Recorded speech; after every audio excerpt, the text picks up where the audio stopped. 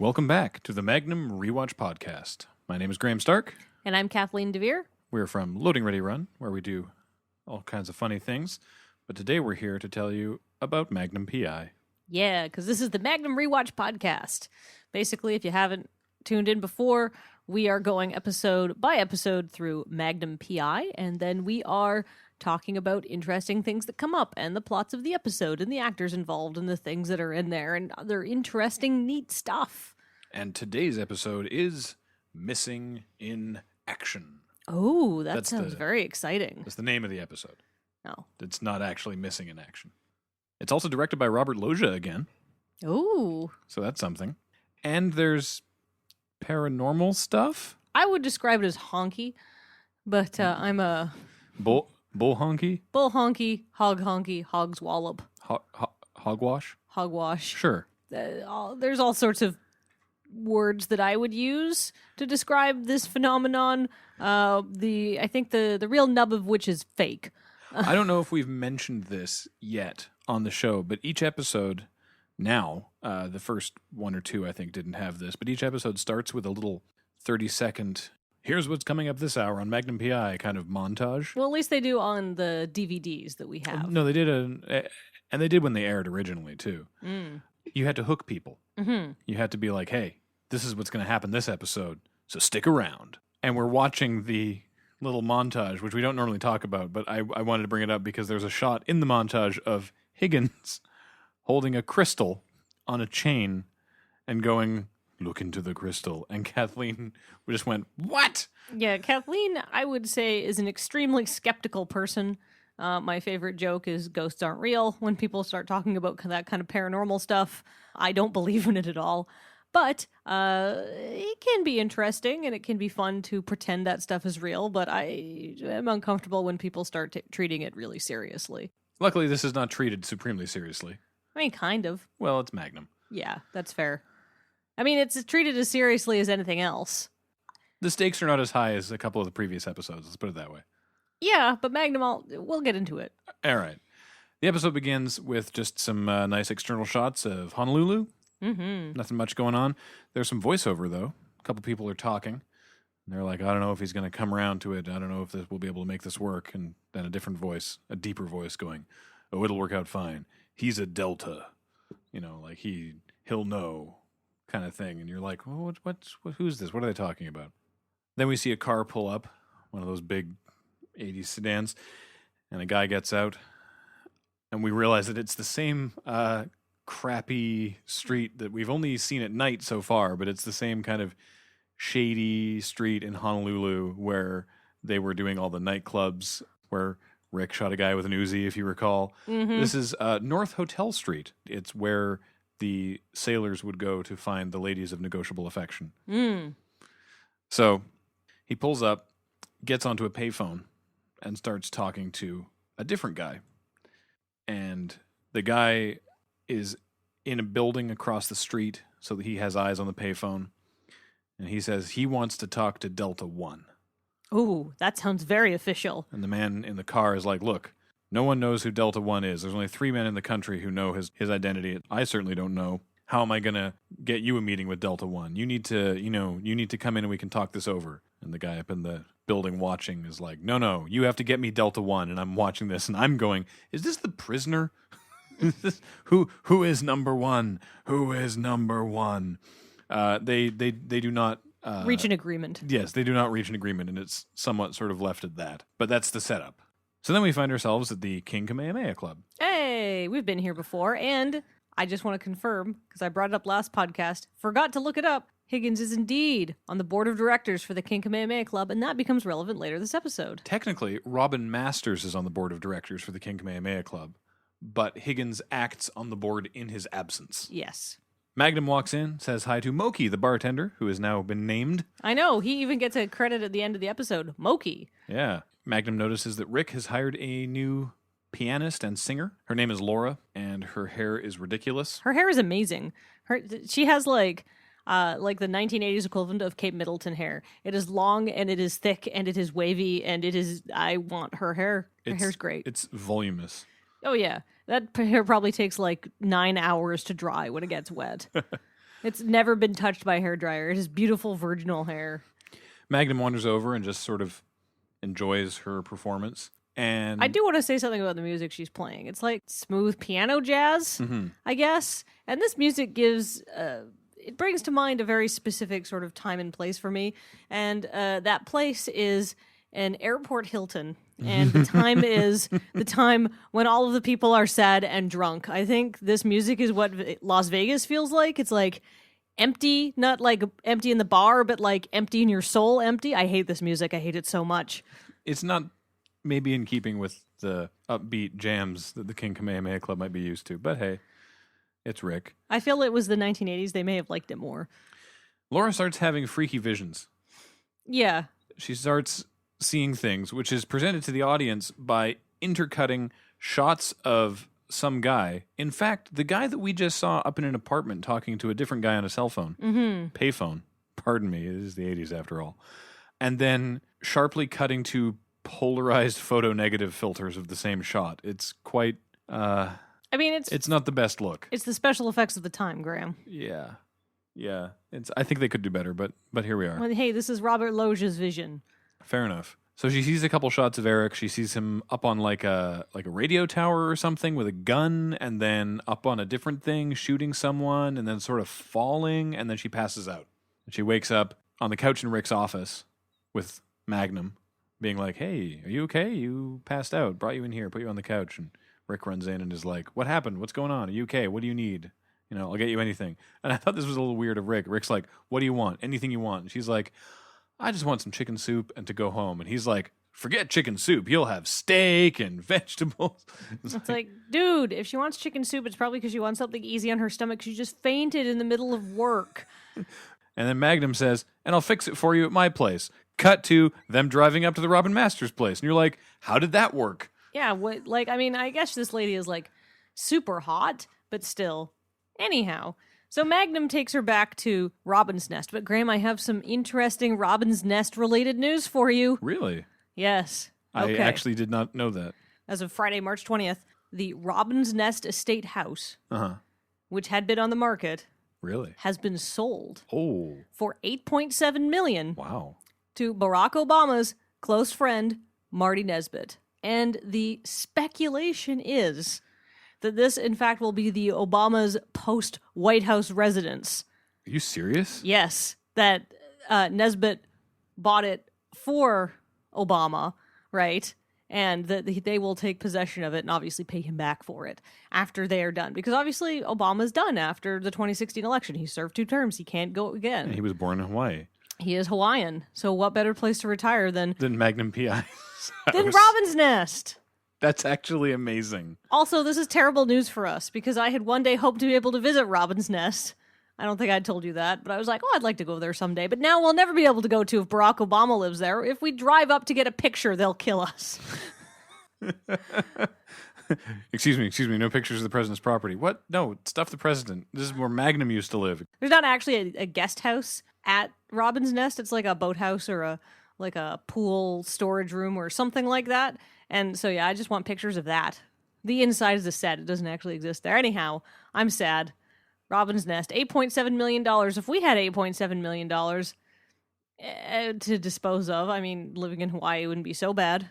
Well, we can't now because now Barry has it. Yeah, well, although Barry got a good deal, according to the news story from when it was originally listed, it went up for sale at $15.75 million. Whoa. So Barry can haggle because he got it for like half price almost. Huh. You know that this estate was also used in one of the Brady Bunch movies? Really? Yeah, as the Robin Masters estate. Like in universe with Magnum. My parents told me this. Whoa. I know, I need to look this up.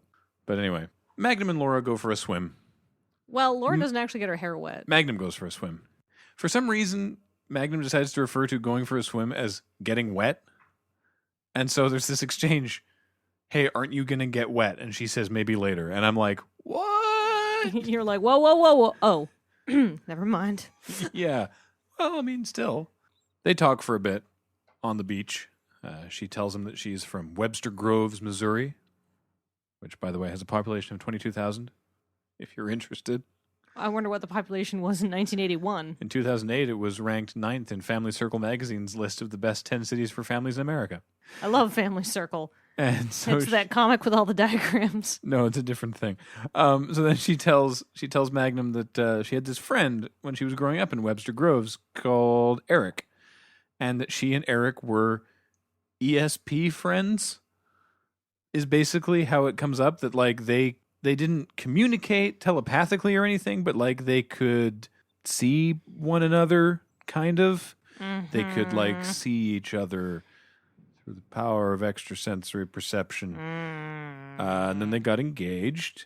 And then they're going to be together forever, except that Nam happened, and Eric went to Nam and was missing in action.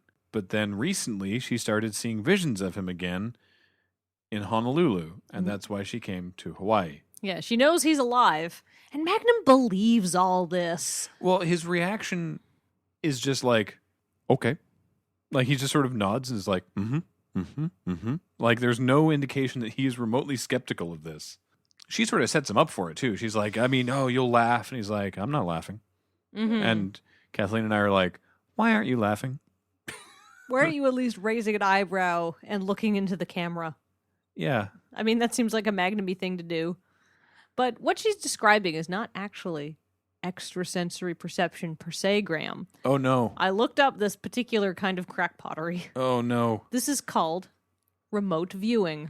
So, according to the International Remote Viewing Association, which seems like a very up-and-up a group of people, remote viewing is a mental faculty that allows a perceiver, a quotation mark, viewer, end quotation mark, to describe or give details about a target that is inaccessible to normal senses due to distance, time, or shielding. So this is the kind of thing that Laura is talking about. Our tone of voice may lead you to believe that we are somewhat skeptical about remote viewing.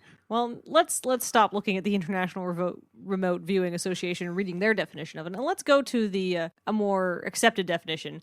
According to Wikipedia, remote viewing is the practice of seeking impressions about a distant or unseen target using subjective means, in particular extrasensory perception or sensing with the mind. There's no credible scientific evidence that remote viewing works, and the topic of remote viewing has been regarded as pseudoscience.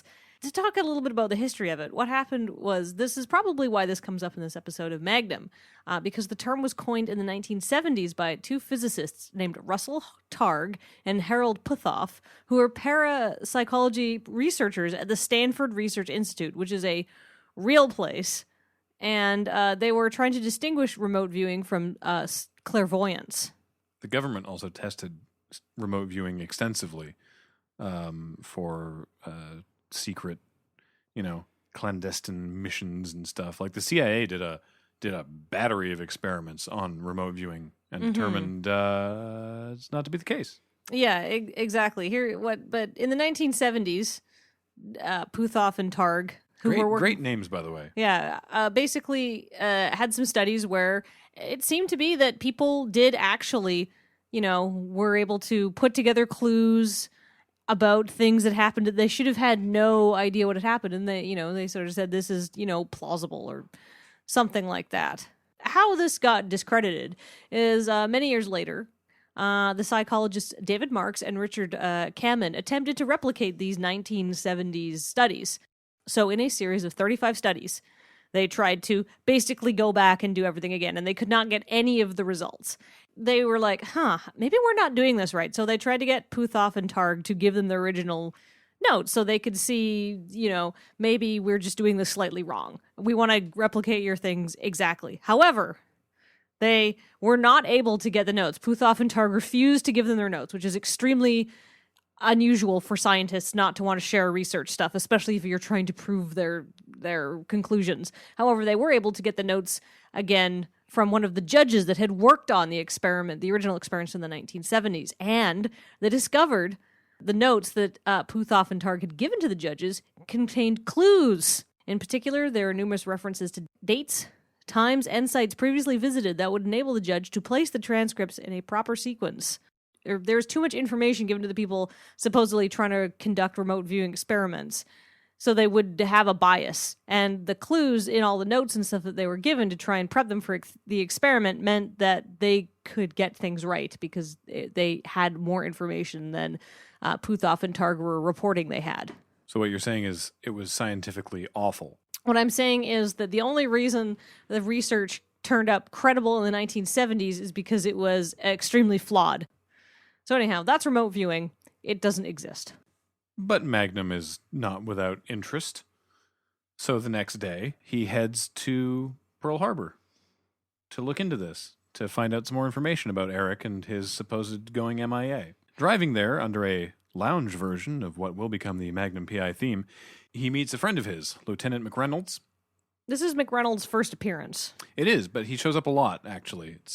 He's played by Jeff McKay, who would show up later in a recurring role as Big Bud Roberts in Donald P. Bellisario's Jag, and many other small roles throughout the years. Lieutenant McReynolds would appear 11 times over the course of Magnum, and fun fact, Jeff McKay is Robert Redford's cousin. Wow. Doesn't look much like Robert Redford. Well, cousin. Magnum social engineers the hell out of Lieutenant McReynolds, talking about how, there's a new CO coming in, and I know him really well, old iron boots or whatever. Iron pants or something. I'll get you in good with him. Iron knickers or... Yeah, and McReynolds is like, I know you're working me, Magnum. And he's like, I'm not working anybody here. And he's like, no, I know you're working me. You need... Whatever, fine, let's go and look at this stupid computer. He makes some reference to being about as popular as Legionnaire's disease.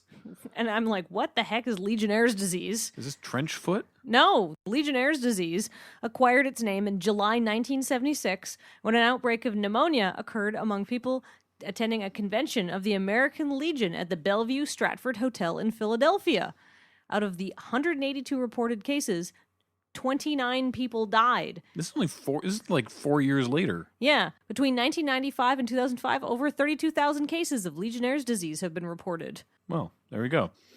They use the 1980s computers, which are about the size of a small bar fridge, to look up information on this guy. There he is. There's the date that he, signed up, and there's him being deployed to Nam, and there's him MIA. And Magnum's like, whoa, wait. There's more. What if we keep going? And then the computer flashes this icon on the screen, which is a triangle. It's a green triangle with a red line bisecting the lower left-hand corner. And Magnum says, it's a delta block. And then McReynolds is like, nope, we're done. You're out. Goodbye. If you come back here, I'm getting you removed from the base. Bye-bye. Go away. We then go back to Honolulu Beach with more footage of the girl showering in the bikini. And do you remember this from China Doll? There's that girl showering in the bikini.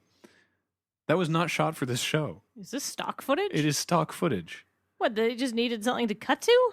No. This is the best part. Stock footage from a made-for-TV movie would-be pilot that was never picked up, starring Tom Selleck. No way. Yeah, in 1979. It was going to be called The Chinese Typewriter.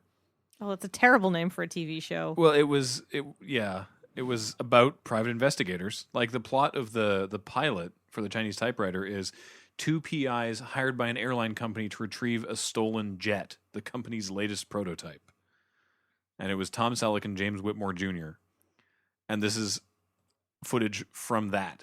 Did Donald P. Bellisario produce it or something? How did they get their hands on this footage? Did Universal just have this laying around? Yeah, it was produced by Universal TV, but not by Donald P. Bellisario. Okay, so this is by Stephen J. Cannell, actually. Ooh. Yeah. Another 1980s TV producer. So I guess Universal's like, look, if we need stock footage, we have so much footage in this stupid pilot that we shot a couple years ago just laying around, just grab some of that so we don't have to send a B unit out to get some beach shots. Yeah. Because you probably got to pay for filming permits for all that, right? Mm-hmm. Makes sense. Save a few bucks.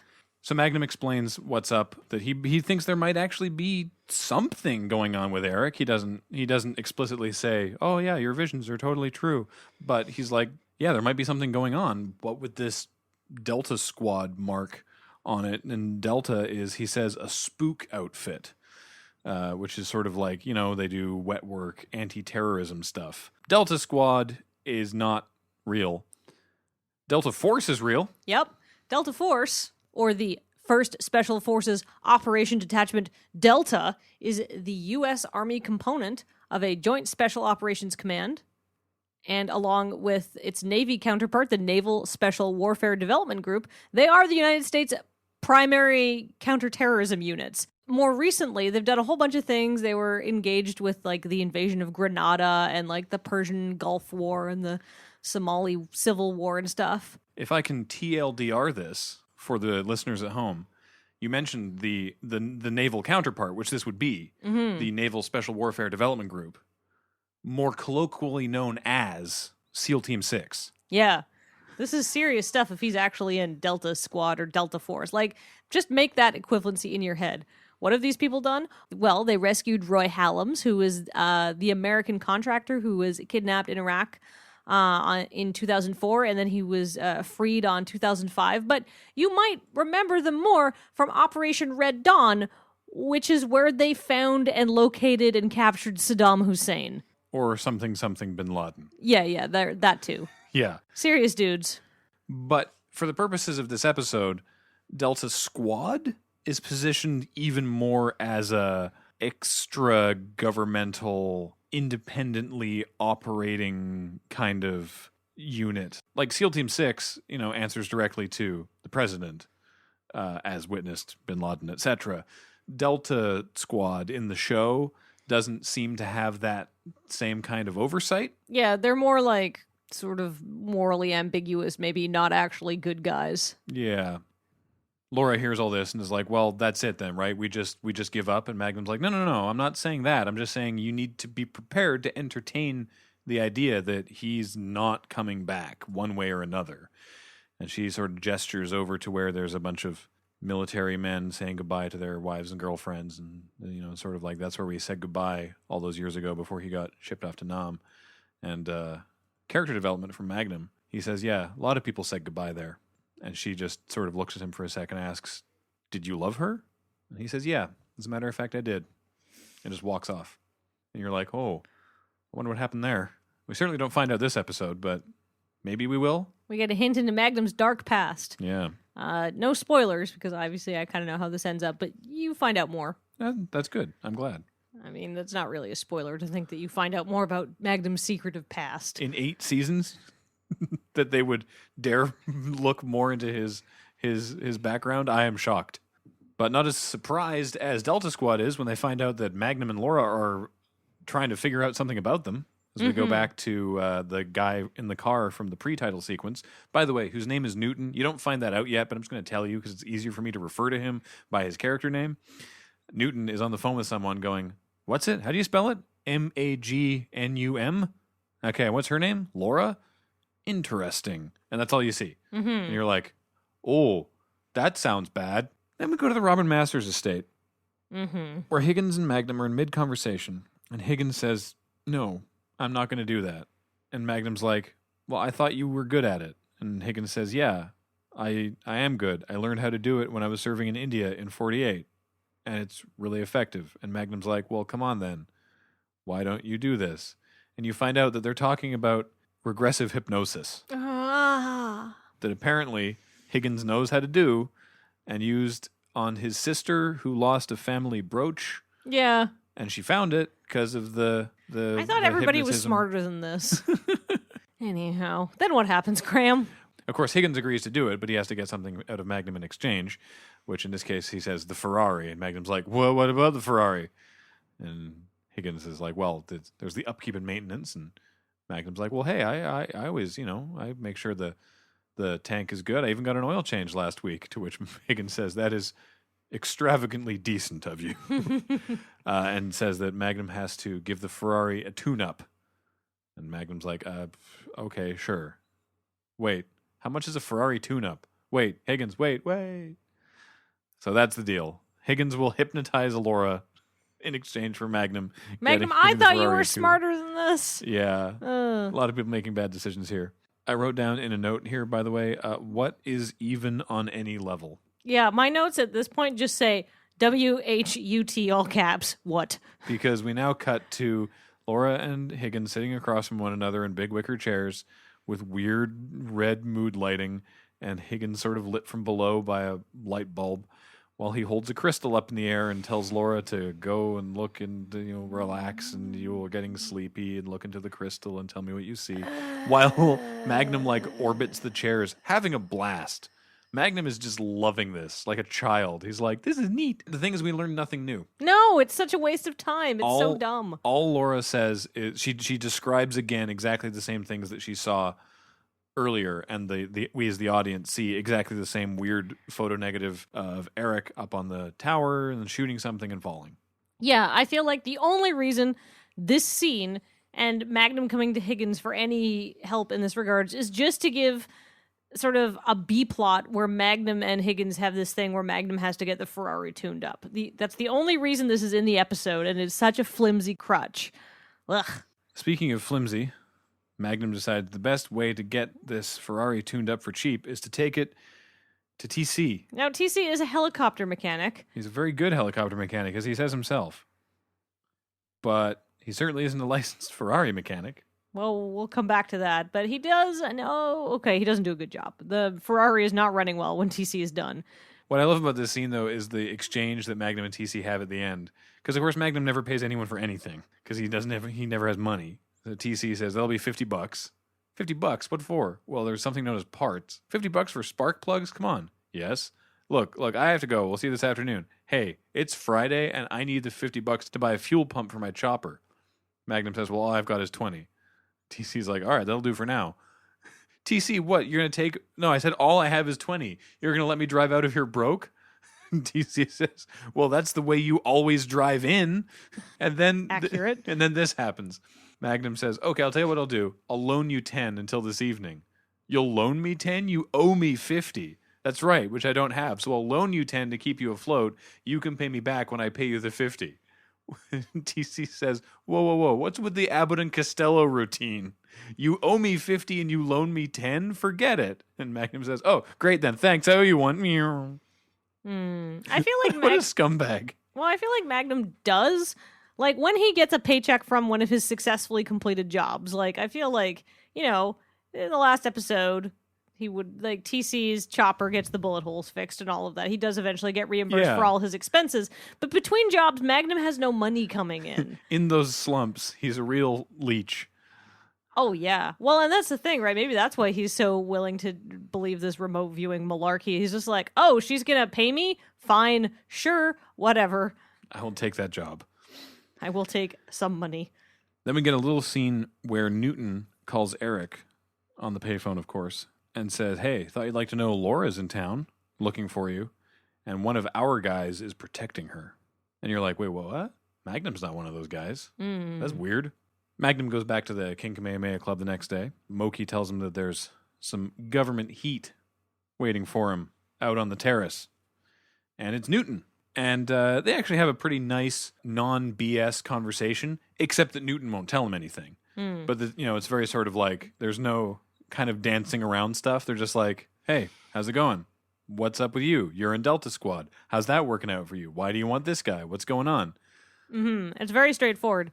As we know from previous episodes, Magnum has pretty much zero tolerance for government BS, and he's not really, willing to do these people any favors. Yeah, Newton tries to give him the, look, us catching and or killing this Eric person is a matter of national security, and I would hope that... And Magnum just cuts him off by saying, don't wave the flag at me. I served.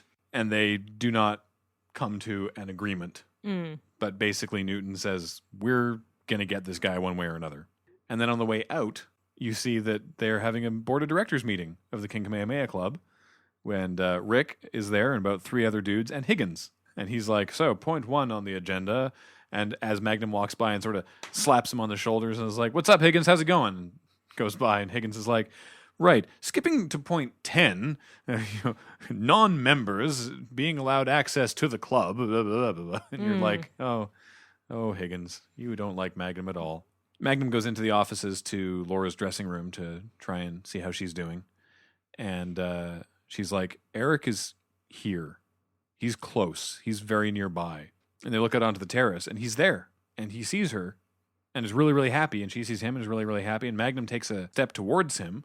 And Eric, who's been told that one of Delta Squad is watching her, thinks that Magnum is one of Delta Squad. That was very smart of Newton. And takes off, leaps the railing off the patio down onto the beach and books it. Yeah. So Magnum's like, whoa. Also takes a leap off the patio. Higgins screams at Magnum on the way down. He's like, Magnum, this is unacceptable. How dare you, sir? Yes. And he chases them down on the beach. And then Eric is just like, F this, and like shoots at Magnum. This is serious all of a sudden. Yeah, gunfire. Broad daylight on the beach, full of people. Magnum's like, everybody stay down. They're trying to run away. He's like, no, don't move. And they lets Eric get away. Gets back to the club. Moki's pointing out to Magnum which car Eric came in. And then Higgins and the other board of directors, harumph their way out the front door and are like, how dare you? This is crazy. And Magnum's like, I wasn't the one shooting at people. That man was not a member. Magnum says, well, neither am I. And Higgins says, exactly my point, and turns to Rick and says, I want this man removed from the premises. And Rick's like, well, he's your guest. And Higgins is like, what? No. He's like, well, he's Robin Masters' guest, and you're acting as Robin Masters' surrogate while he's away, so he's your guest. And then Higgins looks flustered while Rick has this massive, massive idiotic grin on his face. Just like, nailed it. So Magnum gets to go through the car, which, as he says, is almost sanitized. But there's one mistake. There's a parking ticket for a certain time of day, and so he goes and asks the parking lot where this would be, and he, does private investigating stuff, follows some leads. He also has to use the $20 that he had that he didn't give to TC to bribe the guy at the parking lot. And he makes a point of saying in the narration, see, I wasn't lying to TC. And he eventually gets to an abandoned building. Looks like it'd be a good place for a secret hideout. And in fact, that is exactly what it is. This is where Eric is hiding out. Mm-hmm. At first, there's like a roll of paper towel in like the sort of like the foreground, and I thought it was a cat scratching post, and I was all excited because I thought there'd be a cat, but there's no cat. No, just a guy shaving. Yeah. It was Eric. Yeah. Shaving. Who sees Magnum coming and then just starts firing through the door. And Magnum kicks the door open and just starts arbitrarily unloading with his pistol. Like, this is the least directed gunshots I've seen in this series. This is from the pray and spray school of gun kata. Yeah. Magnum chases him. Eric gets away. Magnum goes back to investigate the room. There's a bag, which he upturns and finds inside a letter to the Washington Post. It says that Eric and 3 other guys were on a mission in the north of Africa, and someone blew their cover. No, Delta One blew their cover. Well, that's the thing, is someone blew their cover, but only Delta One knew that those 4 were on that mission. So it could only have been him. And so he's written this basically tell-all letter to the editor of the Washington Post to get the word out. That is why, now we know why Eric is so desperate for a meeting with Delta One. He wants vengeance. Mm-hmm. And he came to the King Kamehameha Club to tell Laura to leave Hawaii because he thinks that she's in danger. Magnum and Laura drive back to Robin's Nest, where Newton and some other random Delta thug are waiting in a car. He looks kind of like young Sting. He does kind of, doesn't he? Yeah. Yeah. There's a WWE reference for you there. Yeah, not from the police, the other Sting. Yeah. Sting the wrestler, yeah. Anyway, and categorically not the police, even though they say they have a warrant for Laura's arrest because they want to take her into protective custody. Protective custody, heavy air quotes. The warrant is shaped like a pistol butt that goes into the back of Magnum's head. And Laura is kidnapped by these Newton and these shady dudes. Sting guy. So Magnum's like, okay, I gotta figure this out right now. I gotta figure out what's going on with Delta Squad. I gotta figure out how to get Laura back. He says, I can't go to the police because obviously Delta Squad would have figured that angle, and they would have been like something national security, and the cops wouldn't help him. So he's like, okay, I can't go to the police. So my only option, my only recourse, is to disguise myself as a naval officer and bullshit my way back into Pearl Harbor. So he can look up the Delta Squad files. And now, remember, like, in the second episode, or in the second half of the pilot, where he's like, I swore I'd never put on this uniform again. It has been 8 episodes. Yeah. Well, it's a different uniform, for one thing. Yeah, I know. He also, fun fact, breaks naval protocol. Oh, how? What does he do? Well, when he drives up to the gate and the guy checks this is according to the Magnum Mania website, goes up to the gate, gives the guy his ID, and the guy hands it back and raises the thing and salutes him. Magnum returns the salute, which you are not supposed to do while sitting in a vehicle and or while not wearing a hat. Ooh. Oh, snap. Mm-hmm. I feel like that's just a production gaffe. Oh, yeah, it's not a big deal. Anyway, back inside, he's using a computer the size of a tank. Mm-hmm. And he's looking up information on Delta Squad. Mm-hmm. Who should find him, of course, but McReynolds. Who is pissed. Really upset. He's like, you got to get out of here. You're dressed like this. I don't know what's going on. I got to call. I told you I'd do this. I'm going to call in.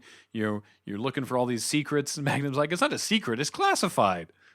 It's different. Sure. But Magnum is able to win over McReynolds. He is just like, no, look, this is important. There is something crazy going on. Like, there is a Delta Squad guy on the loose, and he is going to kill someone or kill a bunch of innocent people, and I need to frickin' track this guy down. But he discovers something interesting about the Delta Squad records. Newton is in the records and has the most recent registration number. But he signed up with Delta Squad in 65, and his registration number is for that year, meaning that the registration number must have been added recently.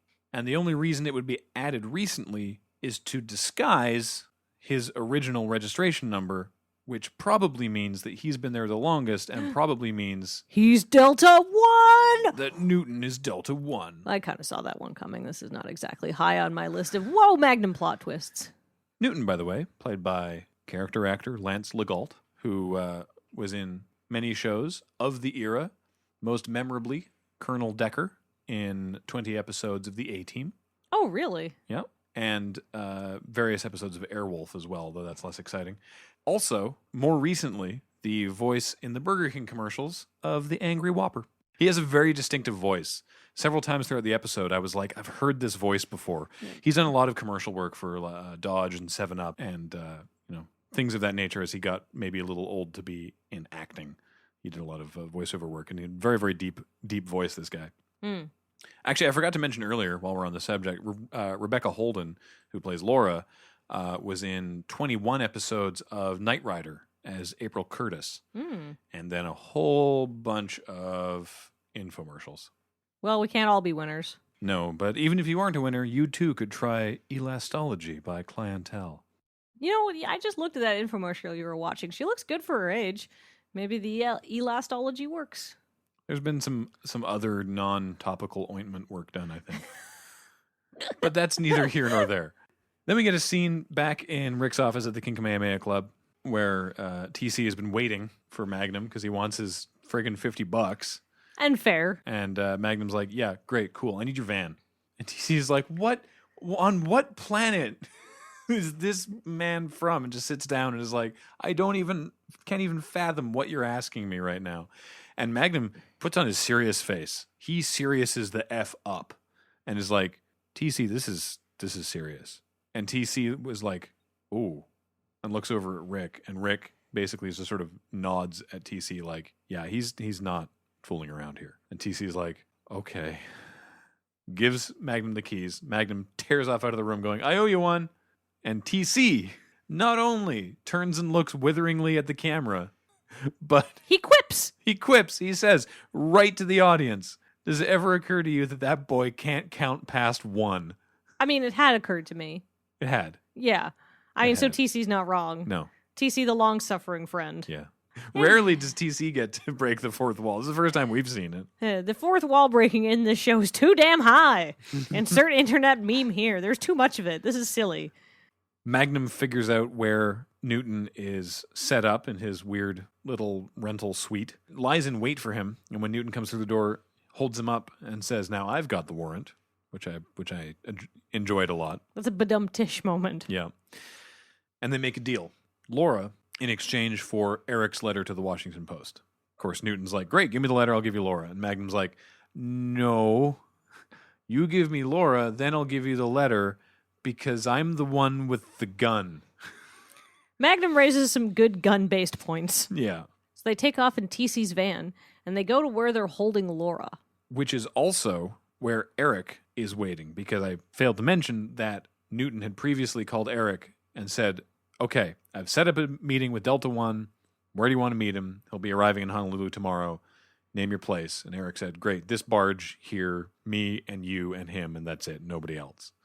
Which is like very naive of Eric to think that would ever happen. That actually happens, I think, before we figure out that Newton is Delta One. Mm-hmm. that scene. So you're like, oh, I guess we do get to see Delta One, and then dun dun dun. So we're at the beach. Sting has Laura in the car. Magnum holds him up. Laborious frisking. I mean, it's fair. He pulls 2 guns off him. Yeah. Chucks him in the water and then tells Sting to take off, so he drives away. So it's Magnum and Newton and Laura are still there. And Magnum's like, all right, now I'm going to see if I can talk Eric down. And we get a rare POV shot. Yeah, it's like 3 seconds long and weird. Yeah. I don't know what Robert Loggia was thinking. He's like peering, because Magnum's peering around this big, like gear or old, something. like rusted piece of equipment. Yeah. And then we get this POV shot of him like looking around it and looking around this side of it. And we're like, whoa, this is weird. Hey, directors, don't cut from a third-person shot to a first-person shot for like 3 seconds and then inexplicably cut back. Well, not from the same angle. That's Yeah. the thing, is it's a shot from behind Magnum looking to a shot of where his eyes are looking, which is looking in the same direction at roughly the same angle, but just it's a jarring change. Mm-hmm. You can do a shot of the front of someone's face, then cutting to their POV, and then cutting back to a shot of the front of someone's face, because you're flipping the camera perspective, and it's not as jarring as It's like a sudden crash zoom, is what it feels like, right? Yeah, it's the same. It's the same reason that you don't cut from a close up of someone to a wide shot of that same person from the same angle, because then it just looks like you're sort of cropping out on a big image that you were zoomed in on. It's a mistake people often make. Not that I'm saying that this is a mistake. This is a stylistic choice. I wouldn't recommend doing it myself, but. I mean, it doesn't look good in this episode. It's I feel weird. like perhaps maybe the cameraman wanted to try something exciting, and then they're like, this sequence is so long, cut most of it out, but maybe just leave it a little short clip, and it was probably just should have all gone. So Magnum goes towards this barge, which has this big sort of crane thing with like a crow's nest at the top of it that looks awful similar to the thing that Laura's been seeing in her visions. Oh my god, it's real, Oh except my it's not. God. So Eric starts taking some shots at him. And Magnum like runs ahead and dodges out of the way of Eric's rifle. Now, Magnum is doing a shitty job talking him down because he says nothing. He's not like, Eric, I'm here with Laura. They don't communicate. They do not attempt to communicate. There's no talking It's actually down. really silly. Yeah, I'm gonna try and talk him down, and they don't talk. This is actually where the episode falls apart for me. Like the ESP stuff is obviously like BS, but I'm like, okay, sure, in the context of the episode, whatever, right? But this is where it's like, why aren't you talking to him? Also, when Magnum then just aims his gun up and is like, throw your gun away, Eric. It's like, how does Magnum have a shot on the guy? The guy's up in a crow's nest protected by metal flooring. It's not a grate. It's not. There's no way Magnum should have a shot on him from this angle. But Eric is like, okay, and throws the rifle off and then starts climbing down and running around to a different part of the barge where he either has a pistol or so he can pull out his pistol. Meanwhile, Laura is re-hostaged by Newton. Newton grabs Laura because apparently she has incapable of fighting back against an unarmed man or making noise, because at this point he does not have his hand over her mouth. He's just sort of nudging her along the beach by her elbow. Yeah. And then he reaches into the water and grabs Eric's rifle out. And so now he has a gun, and Laura did nothing to stop this. No, Laura's a bit of a wet board. Yeah. And so he's trying to kill Eric so that Eric doesn't talk, and Magnum's kind of trying to talk Eric down, I guess. But not very convincingly. And so... Or at all. Yeah. So it ends up that Newton shoots Eric, Magnum shoots Newton. But not fatally, just in the shoulder. Eric takes a rifle shot to some part of his body and falls. And this is the fall that Laura's been seeing. Falls, I guess, 20 feet into the water.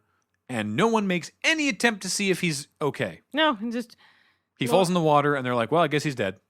Yeah, and Laura's like, oh, it's everything I've been seeing. And she's really, really upset, but not super upset. But neither Laura nor Magnum, even though Newton is now incapacitated, neither of them are like, bullets can be survivable. I mean, let's maybe pull Eric out of the water. I feel like Magnum, more than anyone, knows bullets are survivable. I mean, how he's been shot like twice during this season. So instead, Magnum starts questioning Newton. Is like, what did you do? Why'd you blow their cover? And he's like, well, one of the 4 was a double agent, but I didn't know who. So my only option was to blow the cover. And Magnum's like, so instead, 3 people, like no matter who the double agent was, 3 people who were good men who gave their lives for this country are dead. Or Newton's just like, give me the letter. Look, give me the letter. I'll do anything, and we'll settle the whole thing. And Magnum's like, oh, no, I mailed it. And then they just sort of walk away. And it's like, presumably then they called the police? Maybe. Like, how mail is not instant, and this guy is still Delta 1, and it seems like if they didn't take him into some sort of custody, that Magnum and Laura would be very dead very quickly because of something national security. Yeah, I mean, it's ludicrous. And also, like, there's so many plot holes that just kind of open up at this point. Realistically, Magnum, now I know we haven't had to update the consequence-free murder count or that's racist count for a couple episodes. Yeah. But Magnum just shot a member of SEAL Team 6. Mm-hmm. You'd think there'd be a consequence. No, he got paid, though. Yeah, he does get paid. I mean, that's the consequence of all this, because presumably Laura paid Magnum. Oh, yeah, the Ferrari, by the way, has been acting crappy all episode. Lots of smoke, sounds horrible. Now it sounds great. TC has been motivated by payment. Yeah, and he's like, oh, look at this. It's fantastic. They drive up. There's Higgins, and Magnum's like, listen to this. And Higgins goes to open his mouth and... And then he says it sounds adequate. And Magnum's like, yeah, great. Yeah, TC did a great job.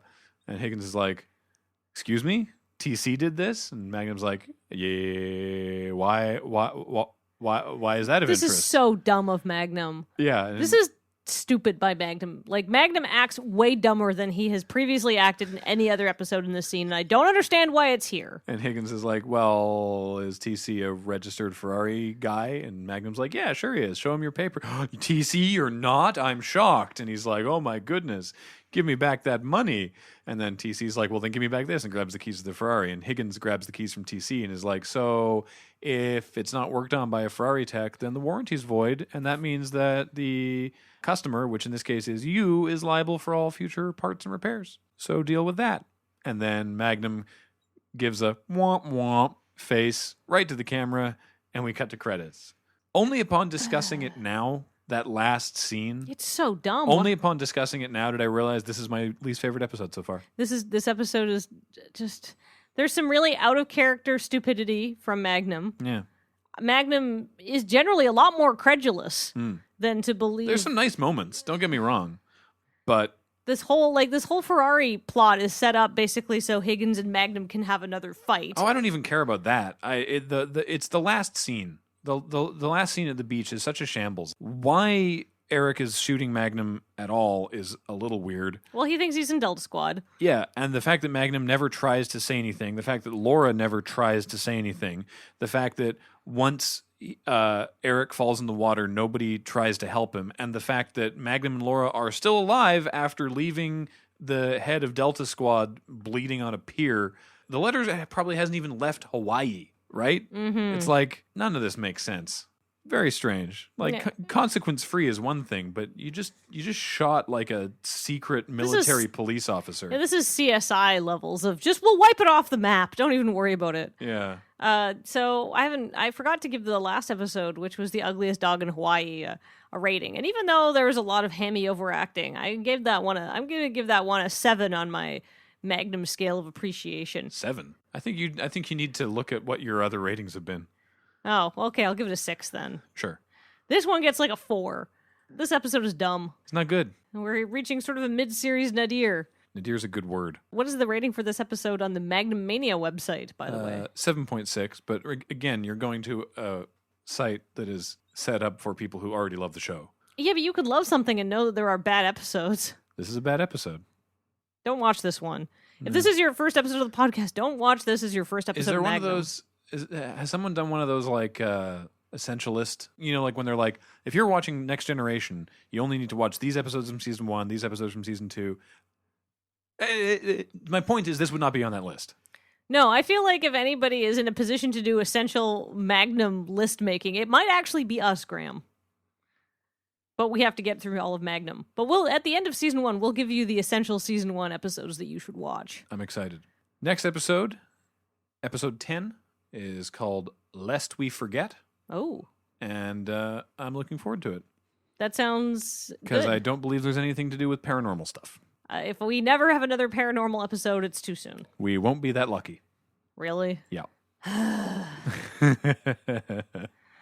Until next time, our ability to bring you this podcast is brought to you by the kind support of our Patreon at patreon.com/loadingreadyrun. We really value your ongoing support. Any amount helps, and it's hugely important to us, and thank you. Like I said, we'll be back next week for more mustache action.